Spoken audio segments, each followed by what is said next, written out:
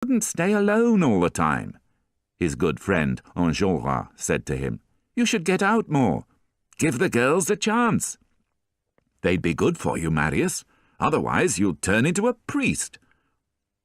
Marius paid little attention to his friend and continued his quiet life of work, study, and daily walks. While walking around his part of the city, Marius had noticed an elderly man and a young girl in the Luxembourg Gardens. They always sat next to each other on the same bench. The man, who was perhaps 60, had white hair and a serious but friendly-looking face. The girl, who was aged 13 or 14, always wore the same badly-cut black dress. She was very thin, almost ugly, but Marius noticed that she had lovely blue eyes. They seemed to be father and daughter. Marius saw this couple frequently on his regular walks in the gardens, but although he was very interested in them, they seemed not to notice him at all. The girl was always talking happily, while the man said very little. He just looked at the girl from time to time with an affectionate, fatherly smile. Enjolras had often seen the couple too. "Do you know who they are?" Marius asked him one day. "I call the man Monsieur Leblanc, because of his white hair, and the girl Mademoiselle Lanoire, because of her black dress," his friend replied. For almost a year, Marius saw the old man and the young girl daily in the same place at the same time. Then, for some reason, Marius stopped going to the Luxembourg Gardens. When he returned, one summer morning 6 months later, he saw the same couple sitting on the same bench. But something amazing had happened. The man was the same, but the thin, plain girl of 6 months earlier had become a beautiful young woman. Her rough black dress had been replaced by one of fine black silk. She had soft brown hair, pale, smooth skin, deep blue eyes, and a lovely smile that lit up her face like sunshine. She looked up when Marius passed for the second time, and gave him a casual glance. Marius, however, walked on, thinking of other things. For the next few days he passed the bench in the gardens without looking at her. Then one day, as he was passing, thinking about nothing in particular, the girl looked up at him, and their eyes met. A second later she looked away, and Marius walked on, but, in a strange way, he knew his life had changed. What he had experienced in that moment was not the honest, innocent gaze of a child. It was something more than that. Whatever it was, Marius sensed that after that moment, his life would never be the same. The next day Marius returned to the Luxembourg Gardens wearing his best clothes. He walked around slowly, stopping to look at the ducks on the lake, then casually approached the bench where Mademoiselle Lanoire and her father were sitting. As he walked past, he kept his eyes fixed on the girl, but she did not seem to notice him.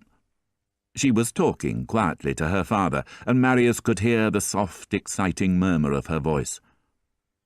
Without intending to, he stopped, turned round, and walked past the bench again. He felt his face go red and his heart beat loudly in his chest. He was sure this time that she had watched him as he passed. He did not go back a third time, but sat down on a bench at the opposite end of the gardens. He looked at the girl out of the corner of his eye. She seemed to fill the far end of the gardens with a kind of blue mist. Taking a deep breath, he rose and was going to pass the bench for a third time when he stopped. He suddenly realized that, in his feverish state, he had forgotten about the old man. What would he be thinking when he saw a strange young man walking backwards and forwards in front of his bench? Without another thought, Marius left the gardens and went home.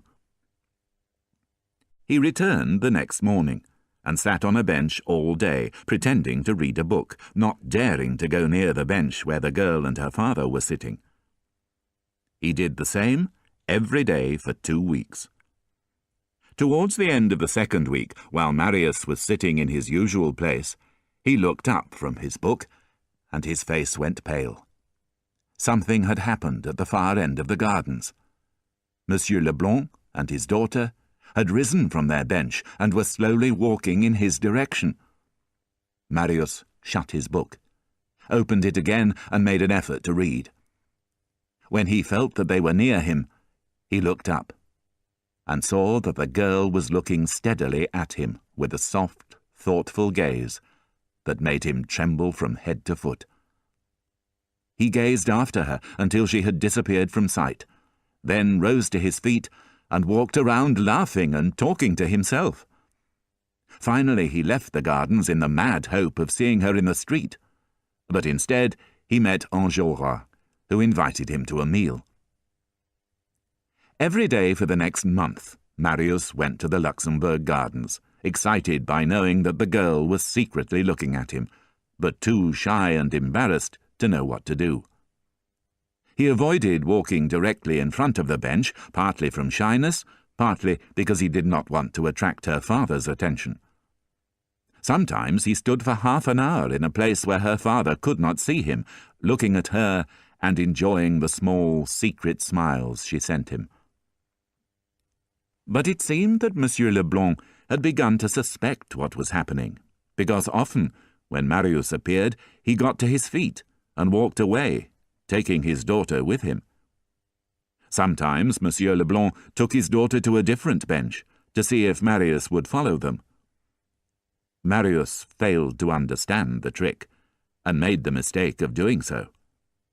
Then Monsieur Leblanc became irregular in his visits, and did not always bring his daughter with him. When this happened, Marius did not stay in the gardens, which was another mistake. Marius was too much in love to think clearly. His desire for the girl was growing daily, and he dreamt of her every night. One evening, he found a handkerchief lying on the bench which Monsieur Leblanc and his daughter had just left. It was a plain white handkerchief with the initials U.F. in one corner. Ursula. Marius said the first name that came into his head. A delicious name. He kissed the handkerchief, breathed in its perfume, wore it next to his heart by day, and kept it under his pillow at night. I can feel her whole soul in it, he told himself. In fact, the handkerchief belonged to Monsieur Leblanc and had simply fallen out of his pocket, but Marius was unaware of this. He never appeared in the Luxembourg Gardens without the handkerchief pressed to his lips or his heart. The girl could not understand his behaviour at all, and looked at him with a puzzled expression. Such modesty, Marius sighed. Eventually, Marius was not satisfied with just knowing the girl's name. He wanted to know where she lived. He found that she lived in a small house at the quiet end of the Rue de l'Ouest. As well as the joy of seeing her in the gardens, he now had the pleasure of following her home. One evening, having followed them to the house and watched them enter, he went in after them and spoke to the concierge. The concierge, however, became suspicious, thinking that Marius was connected with the police, and refused to say anything. The following day, Monsieur Leblanc and his daughter did not come to the gardens at all. They did not come for a whole week, and Marius began to feel depressed. Every night he stood outside their house and gazed up at their lighted windows. Sometimes he saw a shadow pass in front of a lamp, and his heart beat faster. On the 8th night, there was no light in the windows. Marius waited, his heart aching with pain, until finally going home. The next day they did not go to the gardens, so again Marius went to the house as night was falling. Once again there were no lights in the windows. He knocked on the door and spoke to the concierge. "Where's the old gentleman?" he asked. "He's left." Marius felt the blood leave his face. Almost fainting, he asked in a weak voice, "When did he leave?" "Yesterday." Where has he gone? I've no idea. Did he leave an address? The concierge then recognized Marius from the previous week. He stared fiercely at him and said, "So, it's you again. I was right. You are some kind of policeman." With those words, he slammed the door in Marius's face. Chapter 7. The Jondrettes. Summer and autumn passed, and winter came. But Marius saw no sign of Monsieur Leblanc or Ursula. He searched everywhere for them, but without success. He became like a homeless dog, wandering the streets in a mood of dark despair. Without Ursula, his life had become meaningless. Work disgusted him. Walking tired him. Solitude bored him. "If only I hadn't followed them home," he told himself. "It gave me so much happiness just to look at her, and now through my stupidity I've lost even that." Enjolras and his other friends tried to cheer him up by taking him to exciting places, but these expeditions always ended in the same way. Marius would leave the group and walk around the streets of Paris unhappily on his own. One cold but sunny afternoon in February, Marius was walking along the street when two young girls, dressed in rags, ran into him. One was tall and thin, the other smaller. From what they were shouting at each other, he understood that they were running from the police. He stood for a moment staring after them as they disappeared round a corner.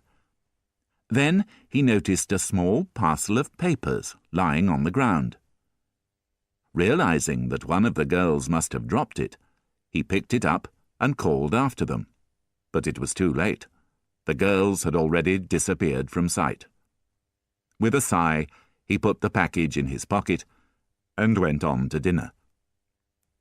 That night, at home, Marius opened the package and found that it contained 4 letters, all addressed to different people, and smelling strongly of cheap tobacco.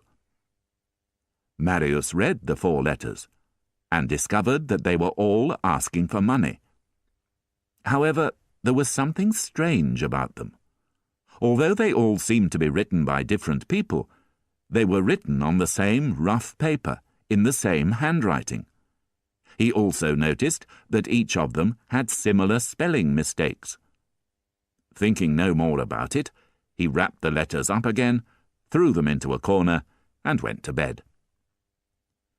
The next morning, while he was working, there was a gentle knock on his door. "Come in," Marius said, expecting it to be the concierge, Madame Bougon. But the voice that answered, saying, "I beg your pardon, monsieur," was not that of Madame Bougon. It was more like the voice of a sick old man. Marius looked up quickly, and saw that his visitor was a thin girl, wearing just a skirt and shirt. She looked cold and ill, and when she spoke, Marius saw that she had lost several of her teeth. There was, however, still a trace of beauty in the 16-year-old face, like pale sunlight beneath the thick clouds of a winter's dawn. Marius rose to his feet, sure that he had seen the girl somewhere before. "What can I do for you, mademoiselle?" he asked. "I've got a letter for you, Monsieur Marius."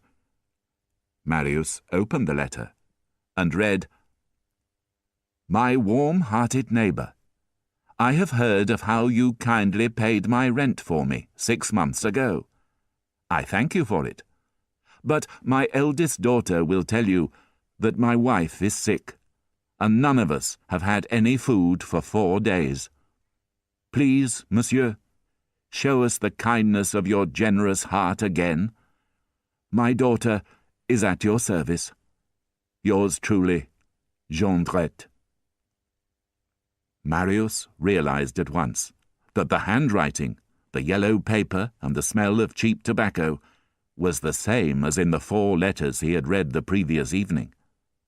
He now had 5 letters, all the work of one author, the man who lived with his family in the next room. The Jondrette family had been Marius's neighbours for many months, but he had never before paid much attention to them. This was why he had failed to recognize the two daughters when they had run into him on the street. But now he understood that Jondrette's business was writing dishonest letters, asking for money from people he imagined were wealthier than himself. Marius looked up from the letter and watched the girl moving fearlessly around his room, studying the furniture and the mirror on the wall. Her eyes lit up when she noticed the books on his writing desk. "Books," she said, and then added with pride, "I know how to read." Picking up a pen that lay on the table, she wrote on a piece of paper, "Be careful. The police are coming." She showed Marius her work, and then, changing the subject quickly for no reason at all, she gazed into his eyes and said shyly, "Do you know, Monsieur Marius, that you're a very handsome boy?" Approaching him, she rested a cold red hand on his shoulder and said, "You never notice me, Monsieur Marius, but I know you. I see you on the stairs, and I see you walking around the streets looking so sad and alone." Marius's cheeks went red. He moved away from the girl's touch and said, "I think, mademoiselle, that I have something belonging to you." He handed her the parcel of letters. She clapped her hands and cried, "We've been looking for that everywhere. How did you know they were mine? Of course, the handwriting. You were the man we ran into last night."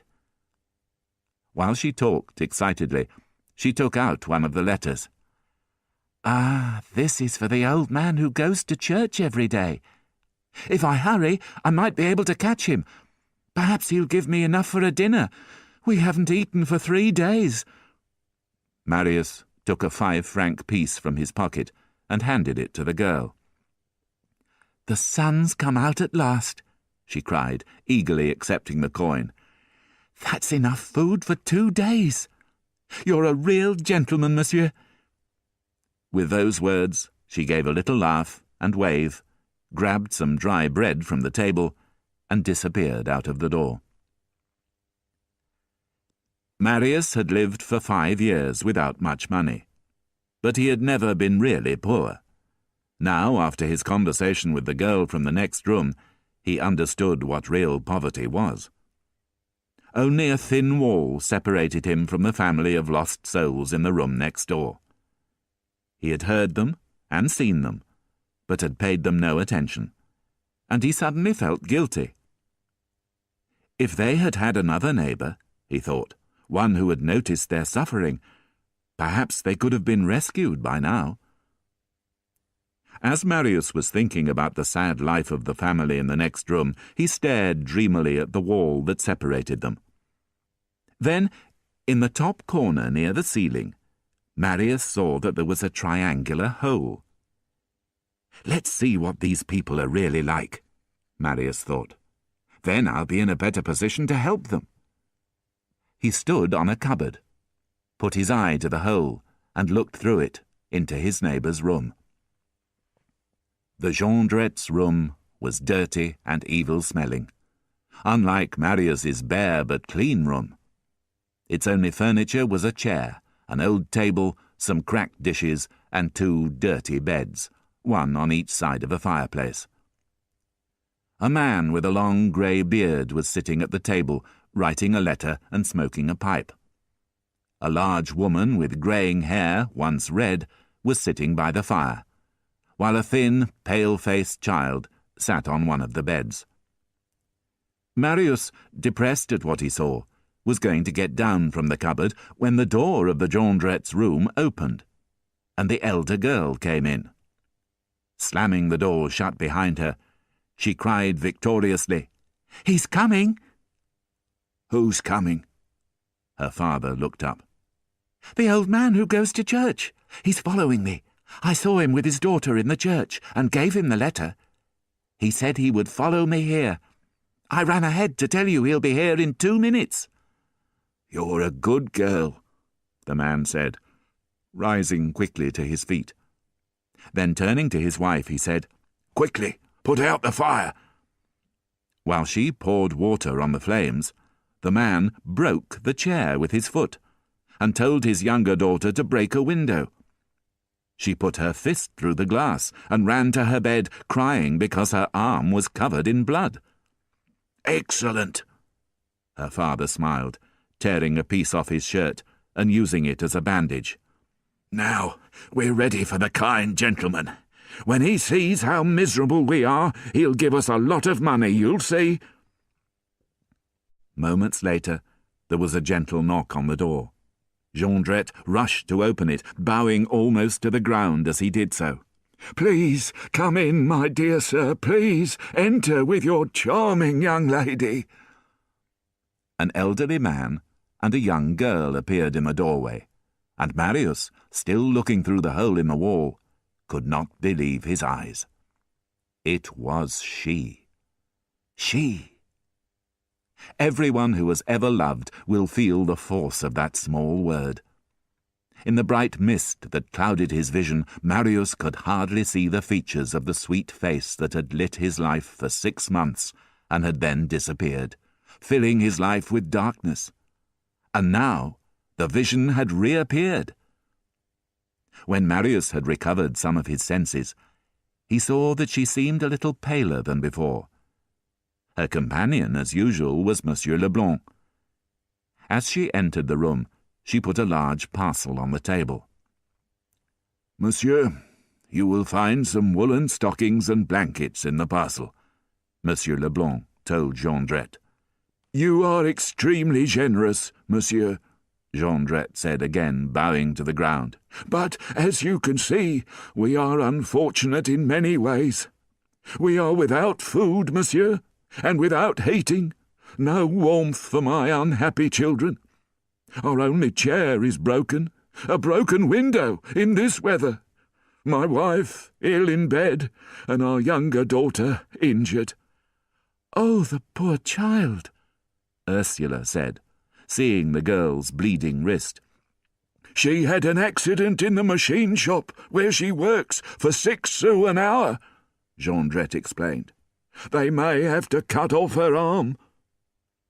The daughter, taking her father's words seriously, began to scream with fear. While Monsieur Leblanc and Ursula tried to comfort her, Jondrette approached his wife and said in a whisper, "Take a good look at that man." He then returned to Monsieur Leblanc and told him about his debts.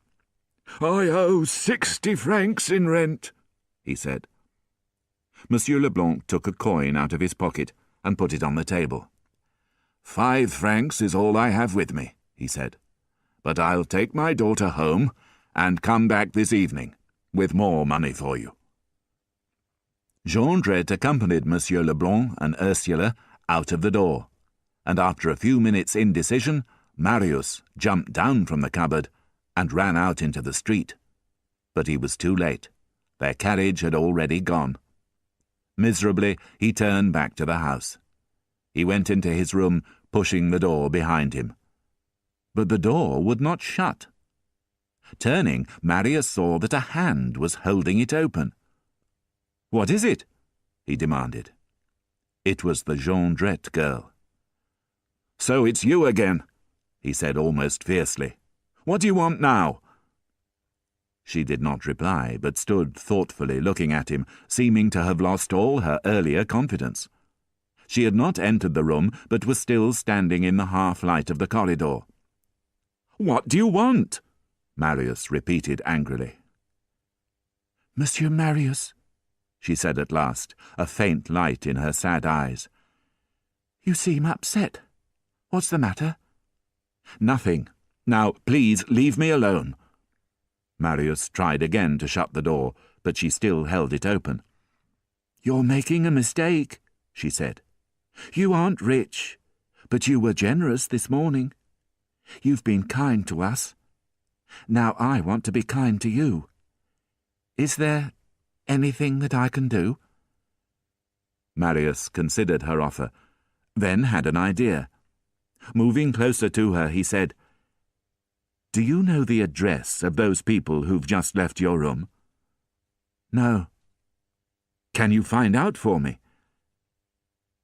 "Is that what you want?" she said, a disappointed look on her face. "Yes." The girl looked hard at him for a minute. "What will you give me?" she said at last. "Anything you want." "Anything?" "Yes." "Then I'll get it." She left immediately, closing the door behind her. Marius sat down and buried his face in his hands, too overcome by emotion to think clearly. But then he heard a loud voice from the next room. "I tell you I'm sure." Jondrette was speaking to his wife. "I recognized him." Without another thought, Marius jumped onto the cupboard and looked again through the hole in the wall. "Really?" His wife looked puzzled. "Are you sure?" "Of course I'm sure. It's been 8 years, but I recognized him at once." He told the two girls to leave the room, and then, when alone with his wife, he said, "And I recognize the girl, too. I'm surprised you didn't." "Why should I? I've never seen her."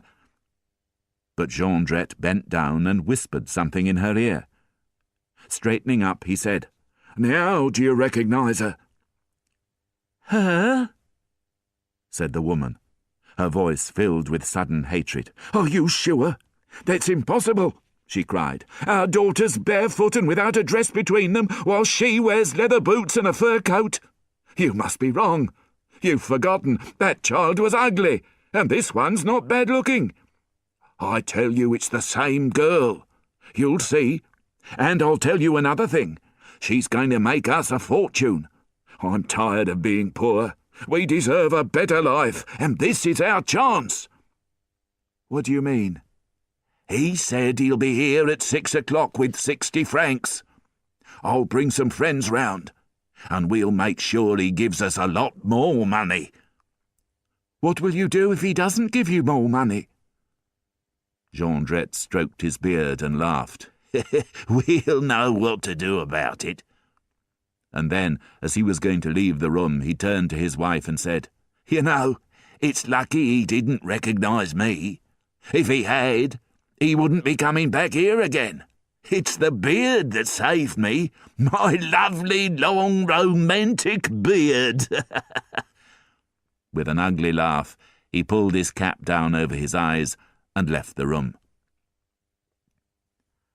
Although Marius was a dreamer and not a man of action, he knew immediately that he had to save Monsieur Leblanc and Ursula from the trap that Jondrette was setting for them. But what could he do? He could not warn Monsieur Leblanc because he did not know the old man's address. There was only one thing to do. He had to tell the police. Half an hour later, Marius was at the nearest police station.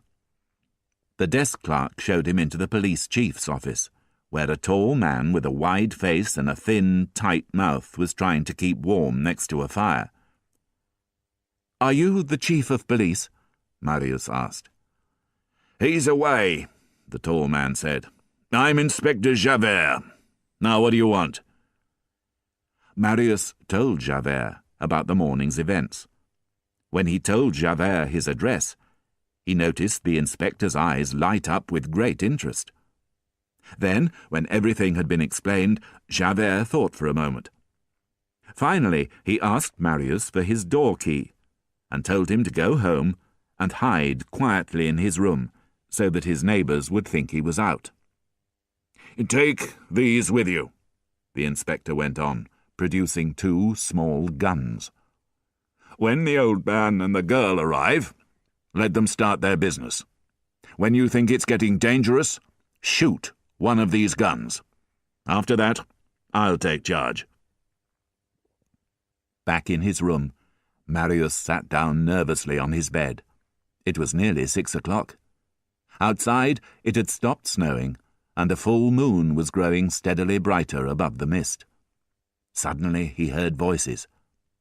Taking off his boots, he quietly climbed onto the cupboard and looked through the hole in the wall. A fire burned in the corner of the room, filling it with blood-red light. Jondrette, who had just come in, was shaking snow from his shoes. "Everything's arranged," he said. "Has the concierge gone out?" "Yes," his wife said. "And you're sure he's not in next door?" "Positive." "Good." Then he turned to his daughters. "Now, you two must go and keep guard in the street. One by the gate, one at the street corner." "A fine job," the elder girl called back. "Keeping guard barefoot in the snow." "Tomorrow you'll have fur boots," her father called out after her. A few minutes later, there was nobody in the building except for Marius and the Jondrettes. Marius watched as Jondrette put a metal bar in the fire and inspected a rope ladder on the table. Next, he opened a drawer, took out a long knife, and tested its blade with his finger. Suddenly, at exactly 6 o'clock, the door into the Jondrettes' room opened.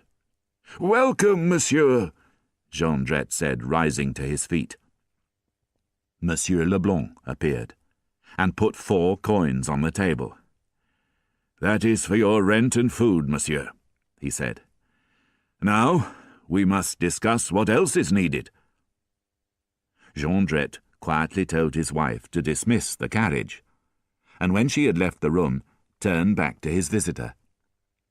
"How is the wounded child?" Monsieur Leblanc asked him. "Not well," Jondrette smiled sadly. "She's in great pain. Her sister has taken her to hospital, but they'll be back soon." The conversation continued politely in this way for several minutes.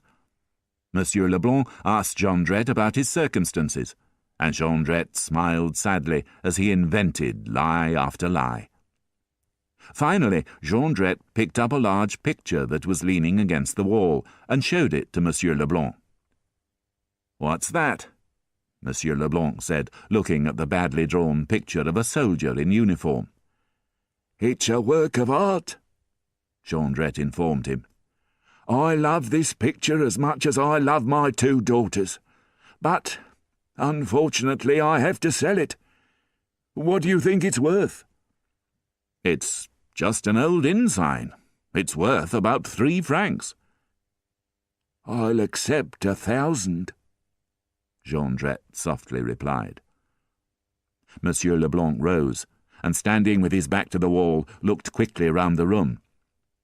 Jondrette was on his left. His wife was standing on his right near the door.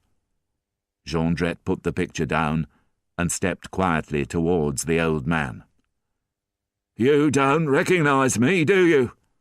he said in a loud, clear voice.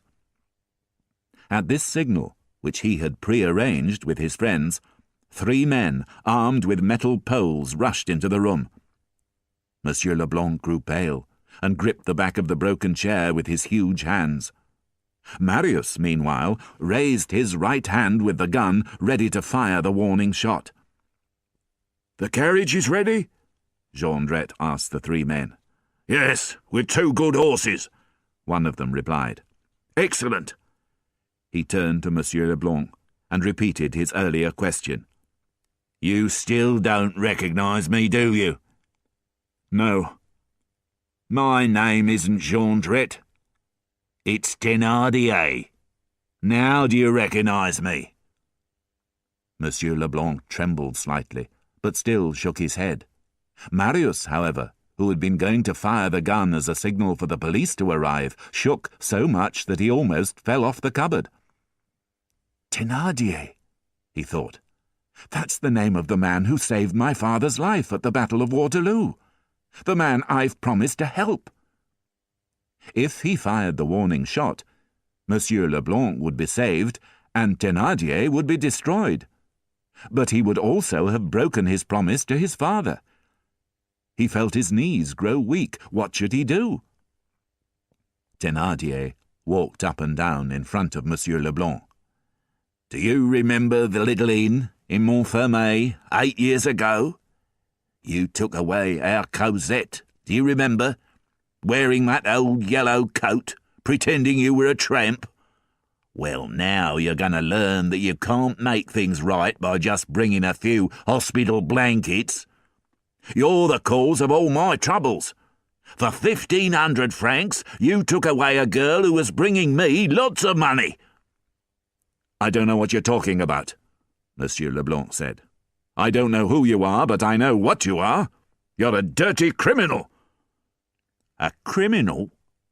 Thénardier said, suddenly angry. "That's what you rich people call people like me, isn't it? Just because I've failed in business. I was a war hero, you know. I saved an officer's life at Waterloo, and you call me a criminal? Well, I'm going to teach you a lesson." He began to move towards Monsieur Leblanc, but the old man was too quick for him. With surprising speed, he pushed the table and chair to one side and ran to the window. He managed to open it, but before he could jump, the 3 men jumped on him and held him to the floor. This was too much for Marius. "Forgive me, father," he murmured, preparing to fire the gun. But suddenly Thénardier cried, "Don't hurt him!" After a long fight, Monsieur Leblanc was tied up and taken to the bed. "No wallet?" Thénardier cried, having searched his pockets. "Never mind." He sat on the bed next to the helpless but brave old man and said, "Let's discuss things quietly. All I'm asking for is 200,000 francs. I realise that you don't have the money with you now, but I want you to write a letter. I'll tell you what to say." He untied Monsieur Leblanc's right hand and, producing a pen and paper, began, "My dearest daughter, you must come at once. I need you urgently. The person who gives you this note will bring you to me. I shall be waiting." Monsieur Leblanc signed his name Urbain Fabre, which seemed to satisfy Thénardier, and wrote an address on the envelope. Thénardier then took the letter and gave it to his wife. "There's a carriage outside. Don't be long." Nearly half an hour passed. Thénardier seemed lost in his own dark thoughts. The prisoner did not move. Finally, there was the sound of horses in the street outside, and moments later the door to the room was thrown open. "It's a false address!" Madame Thénardier cried. "There's no Urbain Fabre. The old man's been lying to us." Thénardier sat on the corner of the table in silence for some moments, swinging his leg and gazing with a fierce satisfaction at the fire. Then he turned to the prisoner and said in a slow, threatening voice, "What did you hope to gain by giving me a false name and address?" "Time!" cried the prisoner in a loud voice, jumping from the bed, having secretly cut the ropes that tied him. Before the others in the room could react, Monsieur Leblanc was standing by the fire, holding a metal bar above his head. "I'm not afraid of you," he said, "but neither should you fear me." With those words he threw the metal bar out of the window into the street below. "Get him!" Thénardier shouted. "He's defenceless!" 2 men grabbed him by the shoulders. "Now cut his throat!" Thénardier called.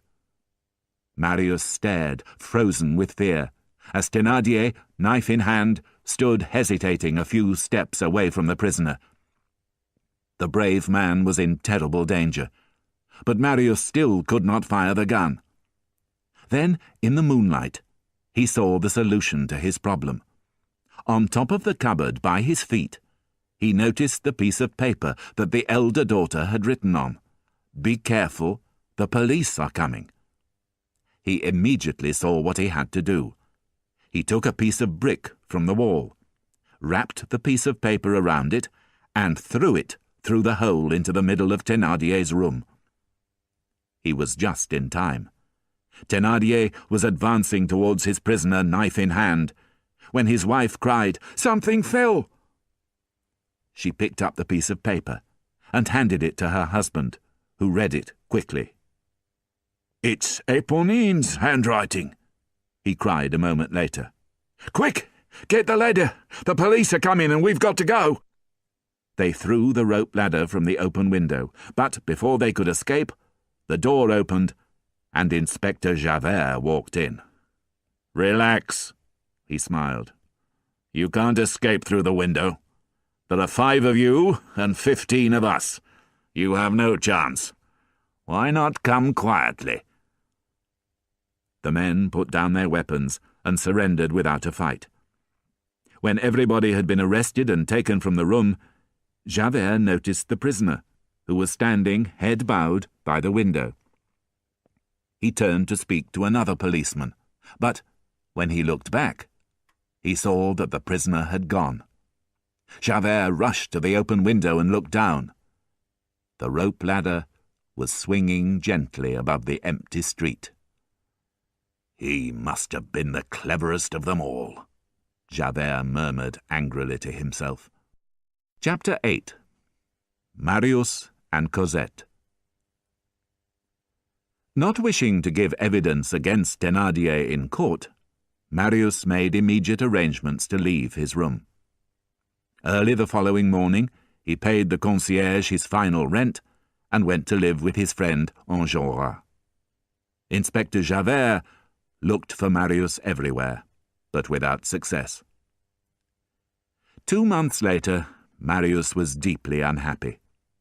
He sent money every Monday to Thénardier, who was in prison, which meant that he had even less money for himself. But the main reason for his unhappiness was that he was forced to live his life with no hope of seeing Ursula. One afternoon he was sitting in a field looking down at a small river, when his dreams of Ursula were suddenly broken by the sound of a familiar voice. He looked up and recognized Éponine, Thénardier's elder daughter. Still wearing the same rags, with the same bold look in her eyes and the same rough voice, she had somehow become more beautiful. She stared at Marius with a look of pleasure on her pale face, and for some moments seemed unable to speak. "So, at last I've found you," she finally said. "I've been looking for you everywhere. You aren't living in the same room anymore?" "No," said Marius. "Well, I can understand that. It's not nice, that sort of thing. But why are you wearing that dirty old hat?" When Marius gave no answer, she went on, "And you've got a hole in your shirt. I'll mend it for you. A young man like you ought to be nicely dressed." Marius still said nothing, and after a moment's pause she said, "You don't seem very glad to see me. But I could make you look happy if I wanted to." "How?" said Marius. "What do you mean?" "You weren't so unfriendly last time." "I'm sorry. But what do you mean?" She bit her lip and hesitated, as if trying to make up her mind about something. Finally she said, "I've got the address." Marius's heart seemed to miss a beat. "You mean the address you wanted me to find out? The young lady, you know." Her voice sank into a sigh. Marius jumped up and took her by the hand. "Let's go at once," he cried, wild with excitement. Then he suddenly frowned and seized Éponine by the arm. "But you must promise me," he said, "that you'll never tell your father the address." "I promise," the girl replied, staring at Marius with amusement. They had only gone a few steps when Éponine stopped and said, "You remember you promised me something?" Marius felt in his pocket. All he had in the world was the 5-franc piece he intended to give her father in prison. He pushed it into her hand, but she opened her fingers and let the coin fall to the ground. She looked at him with a mixture of disappointment and sadness in her eyes. "I don't want your money," she said. That evening, Cosette was alone in the house which Jean Valjean had bought about a year earlier. It was a small house in a back street, with a large wild garden. Valjean had gone away on business for a couple of days, and Cosette was in the downstairs sitting-room, playing the piano. Suddenly she thought she heard the sound of footsteps in the garden. She listened at the window for a minute, then ran up to her bedroom, opened the window, and looked out. The moonlit garden and the street beyond it were completely empty. Cosette, not a nervous girl by nature, smiled to herself and thought no more about it. The next evening, as she was walking in the garden, she was sure that she heard someone moving in the trees. Again, when she looked round, she saw nothing. When Jean Valjean returned from his business the following day, Cosette told him about the noises in the garden. He told her not to worry, but she noticed an anxious look in his eyes. He spent the next 2 nights walking around the garden, checking the gate, listening for noises. But nothing unusual happened. Then, one morning a few days later, Cosette noticed a large stone lying on the garden bench. Nervously, she picked it up and discovered an envelope underneath it. Inside, there was a small notebook filled with love poems. Cosette sat down and began to read, enjoying the music of the language and the beauty of the handwriting. She had never read anything like this before, and it affected her deeply. Her heart on fire, she took the notebook upstairs to her bedroom and read every word again. She remembered the handsome young man she had seen so often in the Luxembourg Gardens. As she read the notebook, she knew in her heart that he was the author of these beautiful romantic words.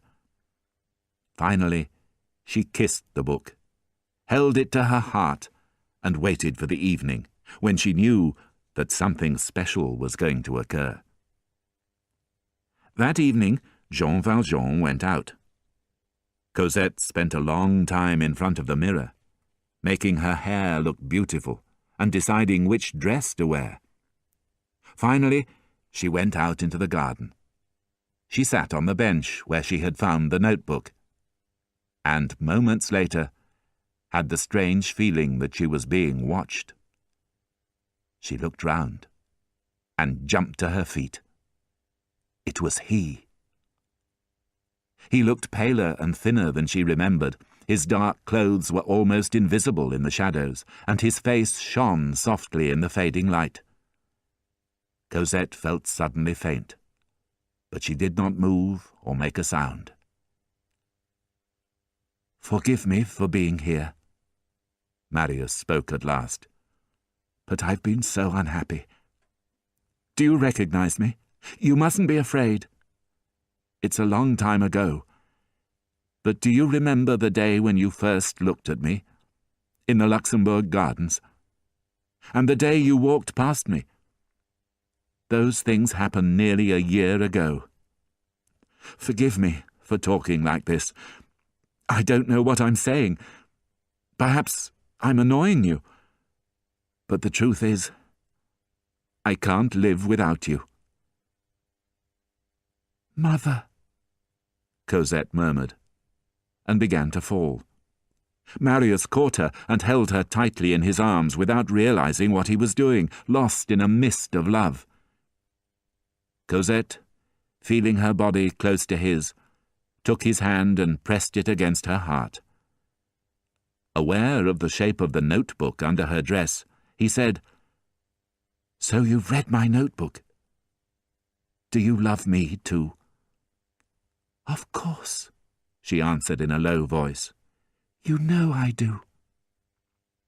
Then, as if by magic, her lips were next to his, and they were kissing. Afterwards, they sat together on the garden bench in a state of shock, neither of them speaking.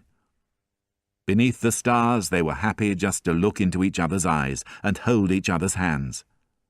Then, at last, they began to speak. They talked all evening about their dreams, their mistakes, their moments of happiness, their moments of despair. When everything had been said, she laid her head on his shoulder and asked, "What's your name?" "My name's Marius." And yours? Cosette. During that month of May, in the year 1832, Cosette and Marius met every day in the wild garden of that small, secret house. They would sit and hold hands and talk, or just gaze into each other's eyes and smile. "How lovely you are," Marius would sigh. "There are moments when I think this is a dream. There are other moments when I think I'm a little mad. I love you so much." To which Cosette would reply, "I love you more with every minute that passes." In this way, bathed in happiness, they lived untroubled by the world. One beautiful starry evening, Marius found Cosette sitting unhappily in her garden. "What's the matter?" he asked, sitting next to her on the bench.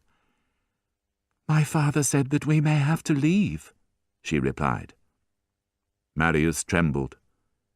For 6 weeks he had known nothing but uncomplicated happiness. Now, for the first time, there was a cloud in the clear blue sky of his life.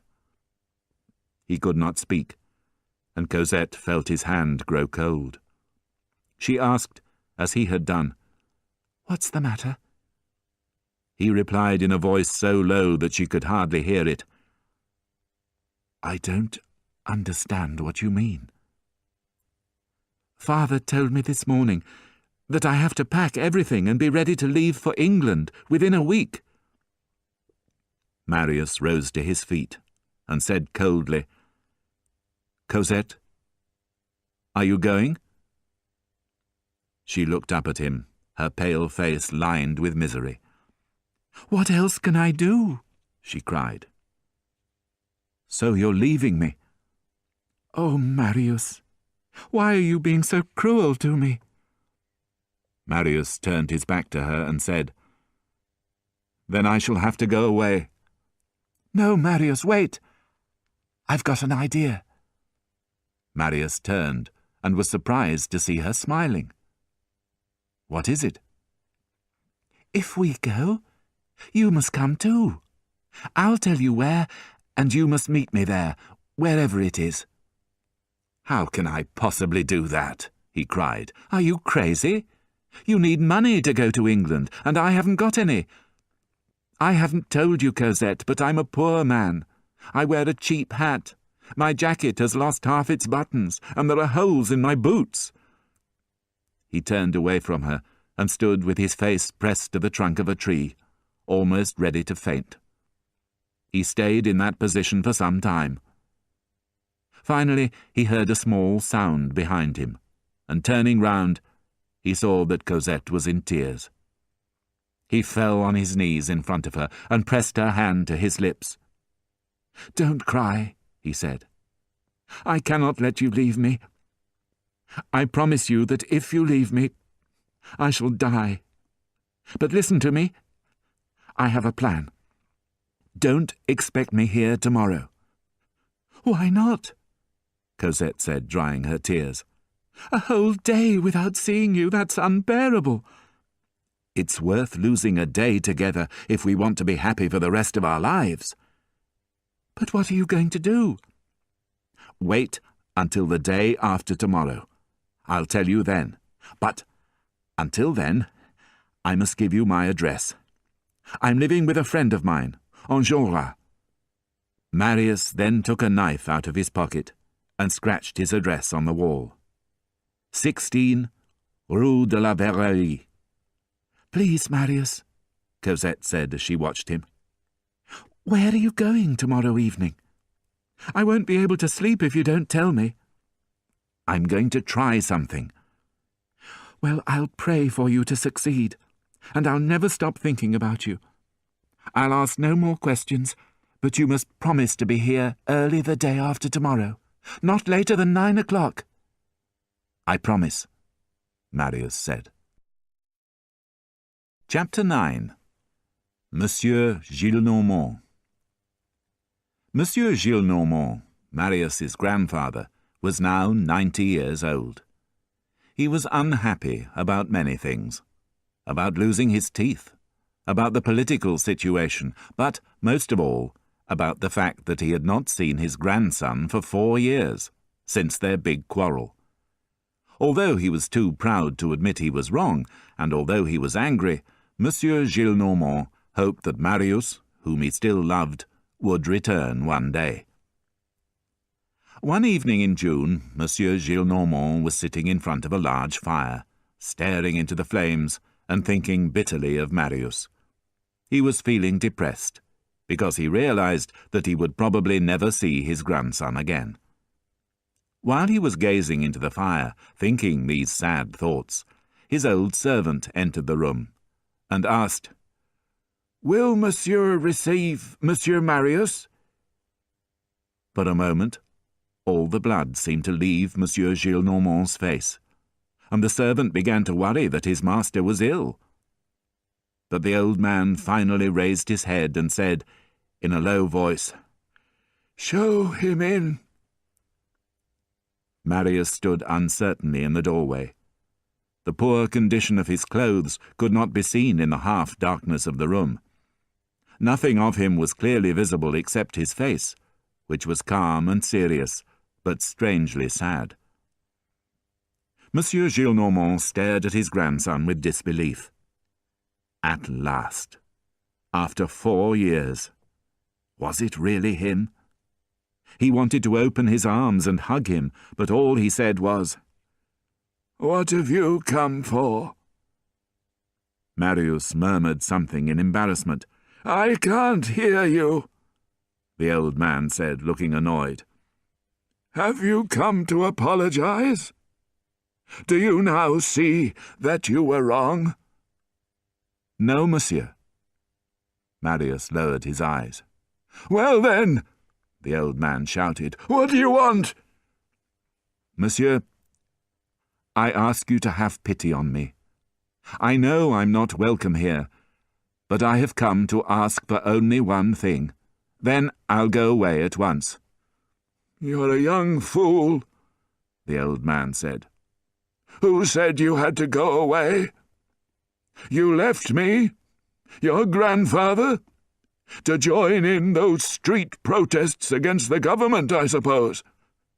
You're probably in trouble with the police, or you're in debt, and you've run back to me for help." "Monsieur, it's none of those things."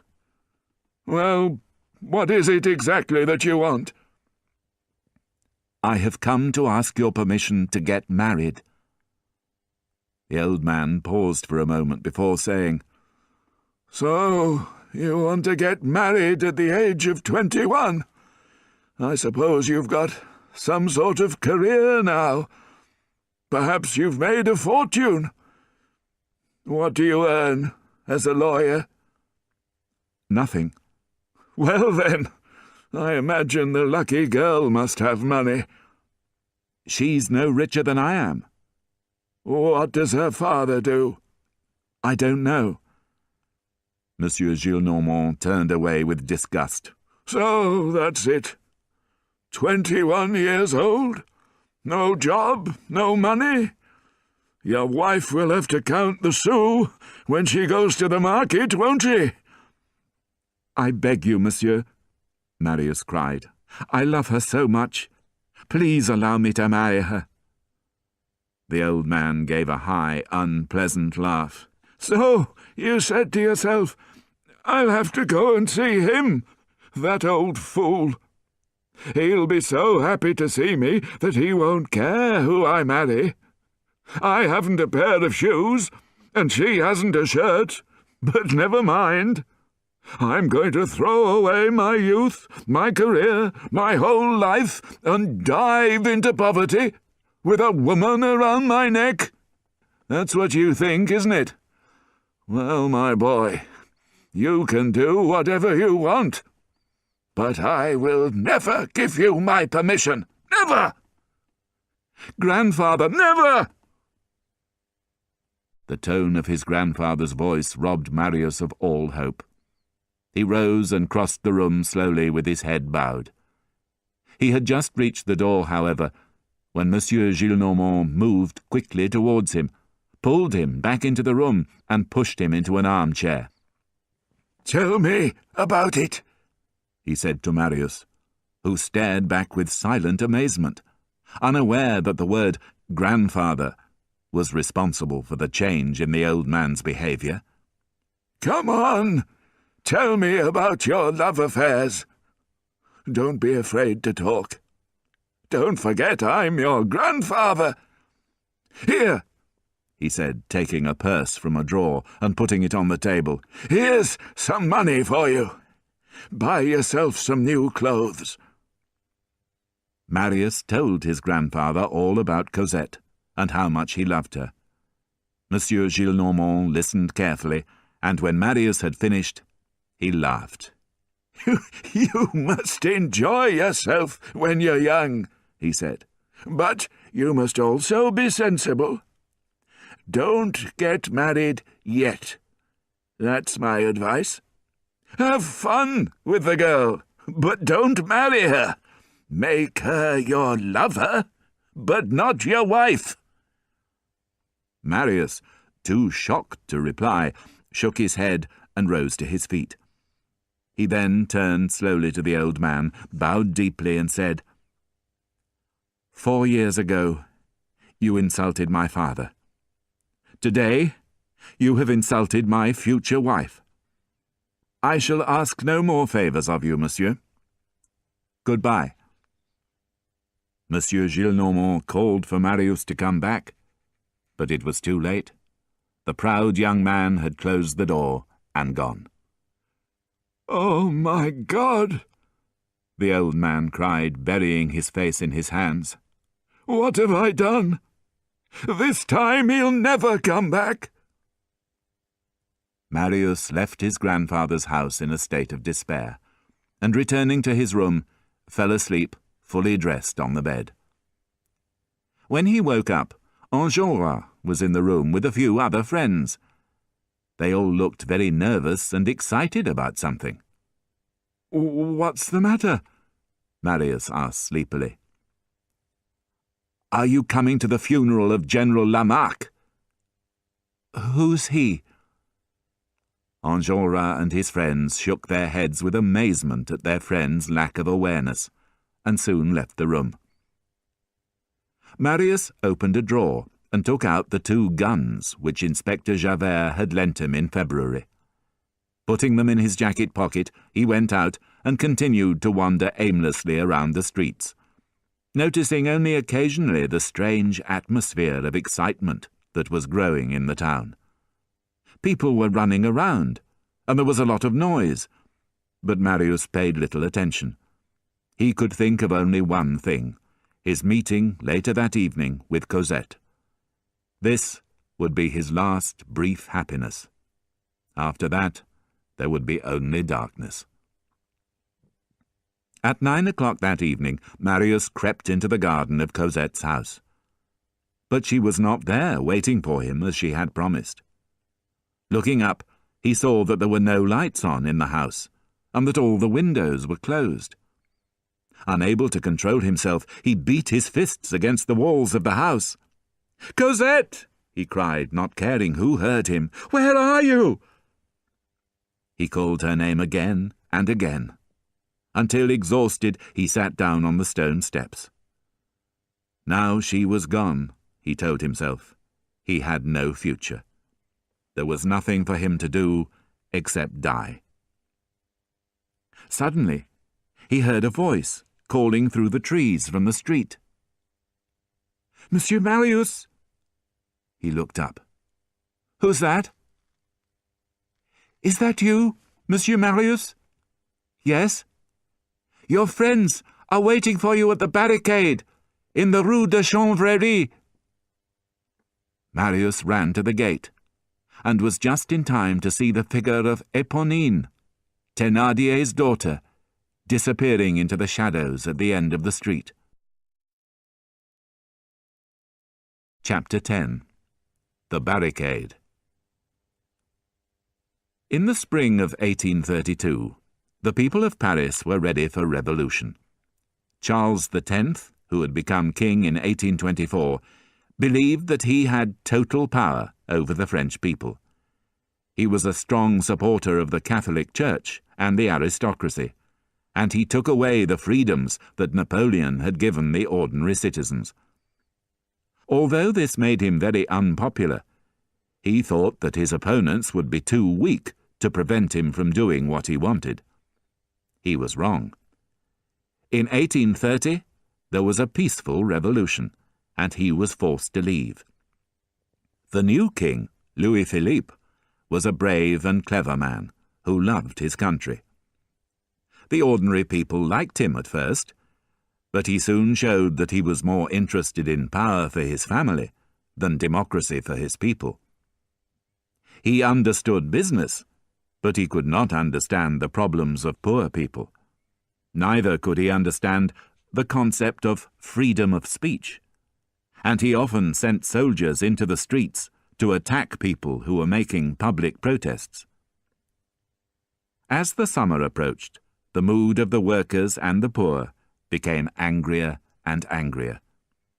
Their anger exploded into violence in June 1832, when General Lamarque died. The general had been very popular with the people of France because of his love for Napoleon. The day of his funeral was arranged for the 5th of June, and thousands of people saw this as a chance to make a public protest against the king and his government. At first, the funeral went quietly. Soldiers accompanied the coffin as it was carried slowly across Paris. A large crowd followed behind, waving flags and carrying swords and heavy sticks. The crowd grew more and more excited, until finally they tried to take the coffin away from the soldiers and carry it across a bridge.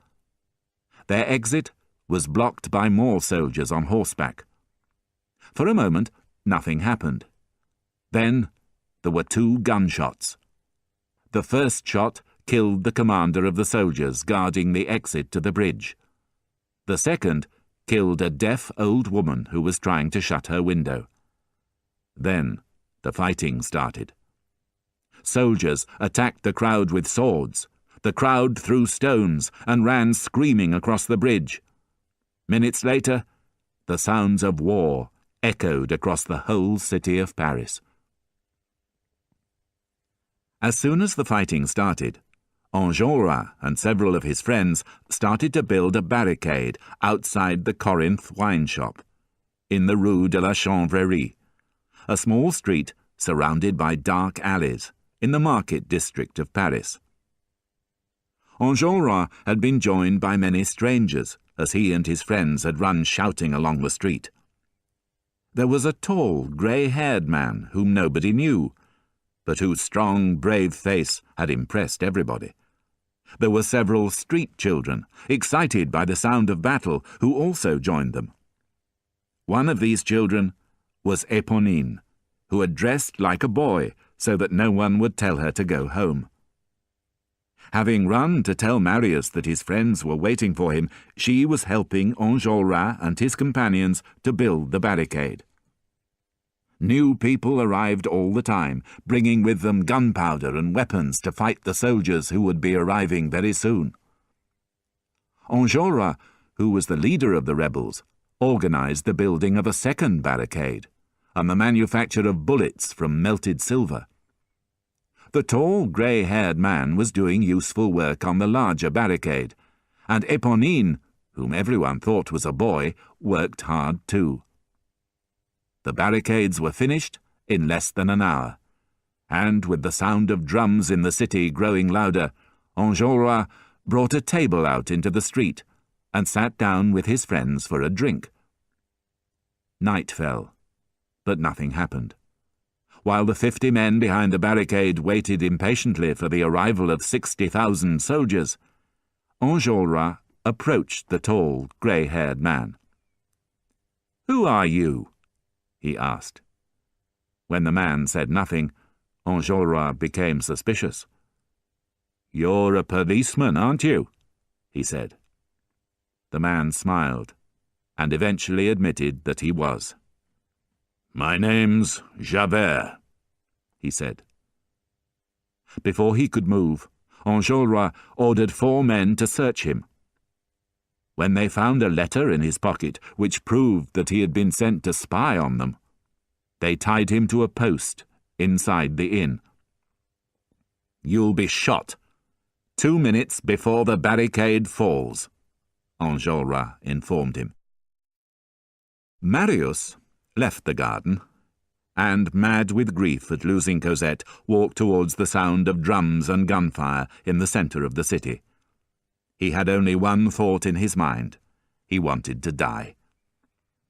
Marius pushed his way through the crowds of frightened, murmuring people that filled the streets until he reached the market area.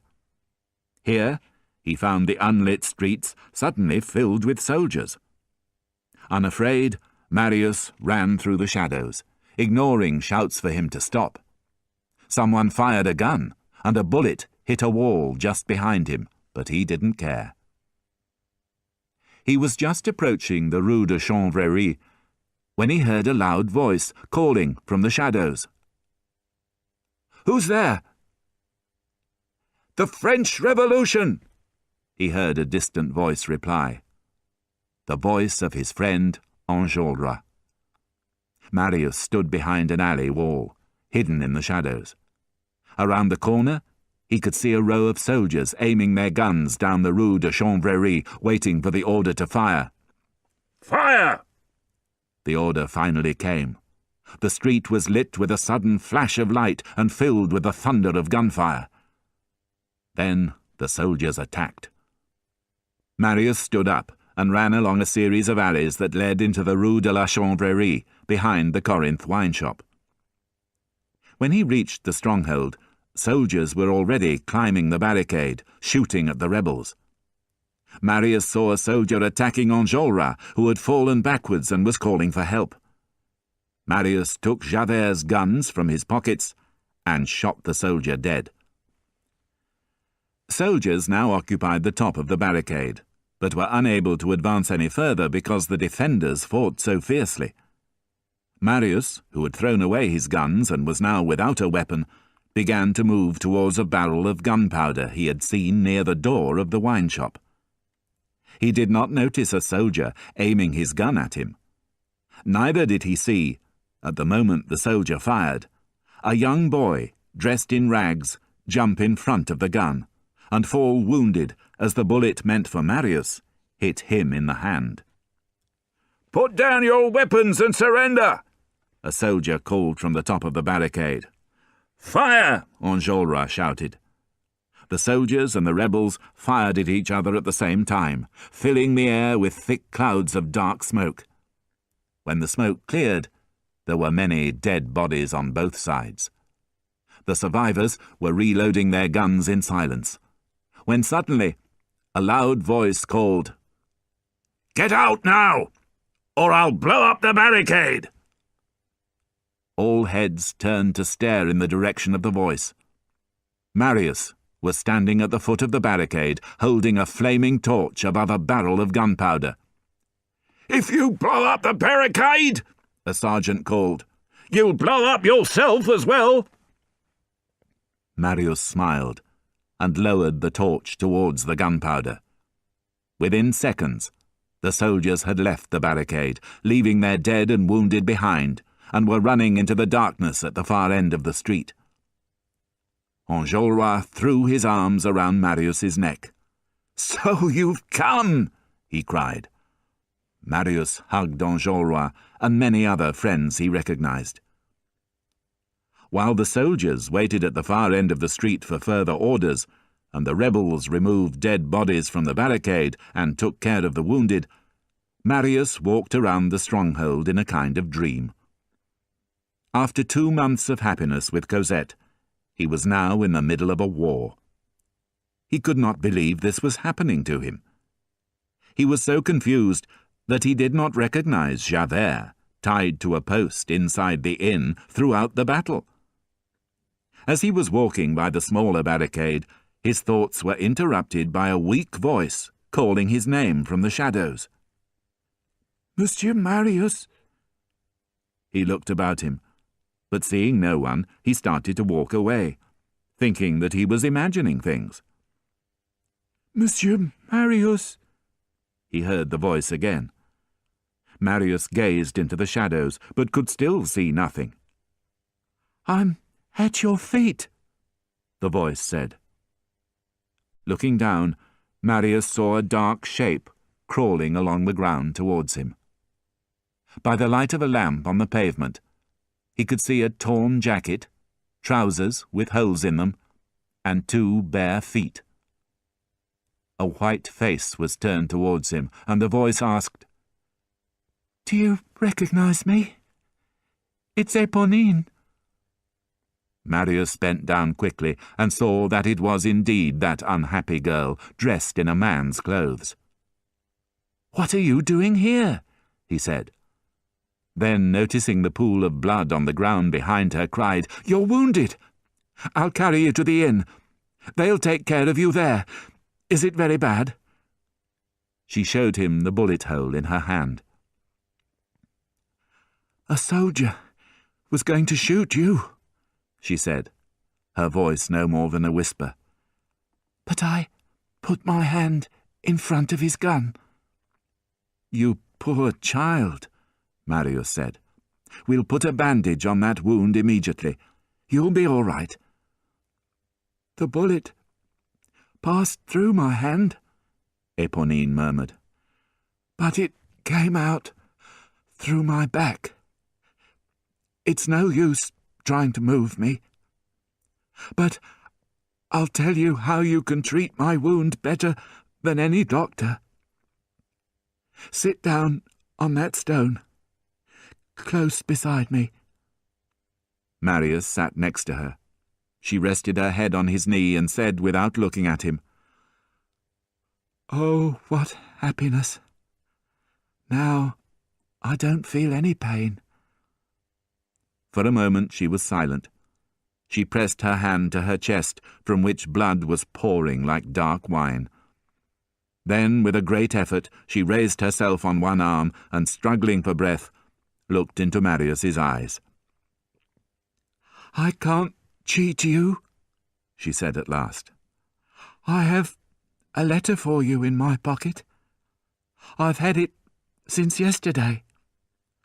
I was asked to post it, but I didn't. I didn't want you to get it. But now we're both going to die. It doesn't matter, does it? I can't be jealous any more. Take your letter." She took hold of Marius's hand with her wounded hand, and without seeming to feel the pain, guided it to her pocket, from which he took the letter. "Now you must promise me something for my trouble," she said. "You must kiss me on the forehead after I'm dead. I shall know." She let her head fall back on his knees. Her eyelids trembled, and then she was still. Just as Marius thought that her sad soul had finally left her body, she slowly opened her eyes, and said in a voice so sweet that it seemed already to come from another world, "You know, Monsieur Marius, I think I was a little bit in love with you." With those words, she closed her eyes for the last time and died. Marius kissed her pale forehead and laid her gently on the ground. Then he returned to the wine shop and opened the letter that she had given him. By candlelight he read, "My dearest, we are leaving this house at once. We go tonight to number 7, Rue de l'Homme Armé, and in a week we shall be in England. Cosette. The 4th of June."